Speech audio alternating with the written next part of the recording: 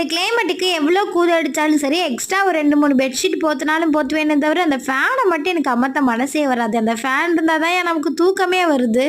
எனக்கும் எங்கள் அக்காவுக்கு இந்த ஃபேன் பிரச்சனை பெரும் பிரச்சனையாக இருக்கும். எனக்கு ஃபேன் இல்லைன்னா தூக்கம் வராது, அவளுக்கு ஃபேன் இருந்தால் தூக்கம் வராது. சரி, அப்படி இருக்கிறப்ப தனியாக போய் தூங்க மாட்டா, கரெக்டாக ஃபேனுக்கு கீழே தான் தூங்குவா, ஆனால் ஃபேன் போட விட மாட்டா.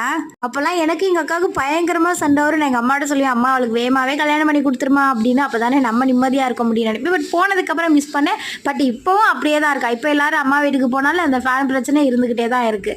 இன்னைக்கு காலையில மதியத்துக்கும் சேர்த்துமே சாதம் வச்சு நைட் வச்ச கருவாட்டு குழம்பு இருக்கா. ஊர்ல இருந்து நம்ம பீக்கங்கெல்லாம் கொண்டு வந்திருக்கோம்ல, அந்த பீக்கங்க பொரியல் தான். ஊர்ல இருந்து என்னென்ன கொண்டு வந்தேன் அப்படின்னா ஆல்ரெடி நம்ம சேனல்ல அப்டேட் பண்ணிருக்கேன். இந்த வீடியோக்கு கீழே லிங்க் கொடுக்குறேன், மறக்காம பாருங்க. நல்ல சாப்பாடு நல்லா சுட சுட சாப்பிட்டாச்சு. சாப்பிட்டுட்டு கொஞ்சம் கருவாடு வத்தல்லாம் இருக்கா, அதெல்லாம் வெயில காய வைக்கலான்னு போனேன். எனக்கு வெயிலே போடல, எப்படி காய போகுதுன்னு தெரியல. இன்னைக்கு நம்ம ஃபேமிலியில தன்வீர், மாலா, ராஜாஸ்ரீ, ரக்ஷிகா அவங்க எல்லாருக்கும் இனிய பிறந்தநாள் நல்வாழ்த்துக்கள். பாய்.